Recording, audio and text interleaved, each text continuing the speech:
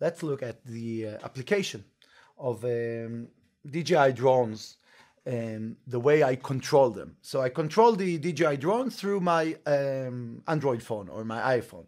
I have an app that supplies me with the GPS, with the battery, with the video, but also with some sort of ranging meter or a sensor that reacts to the front distance, the front range that I have.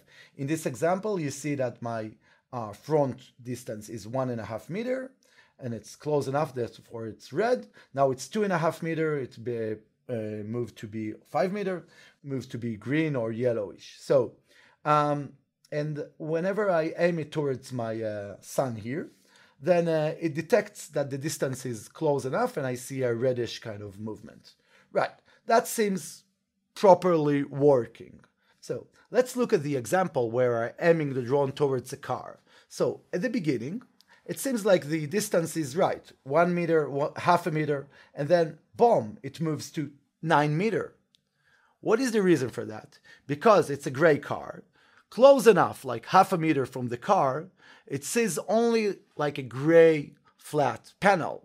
Then, without the ability to detect those feature points, it couldn't tell between close, extremely close, and far away. And it reported a far away distance. Obviously, this is a false negative problem where the drone could have bumped into my car in this example. So now, let's look at the app where the drone is actually flying, because up till now I were handhelding the drone and aiming it towards obstacles. So the drone is taking off. I'm controlling it via the remote control, and we see the view of the app. Now I tilt the camera downwards. We see the target. I took the drone up towards about 8 meters. Now I can detect the targets in the upper part of the video. And considering now a controlling algorithm, the control algorithm would have tends the drone in a pitch manner, so it will go forward. Now, when the camera moves forward, I need my drone to react to that, to move forward. Obviously, I'm doing it by hand now because I'm controlling it via the standard DJI app.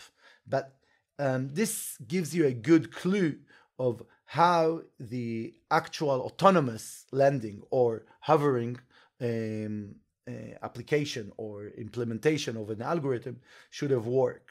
Now I cannot see the target. I need to search the target. I can either do that by changing the angle of the camera or just pushing, lifting the drone upwards, so the field of view will grow in order to detect the targets in the proximity of the drone.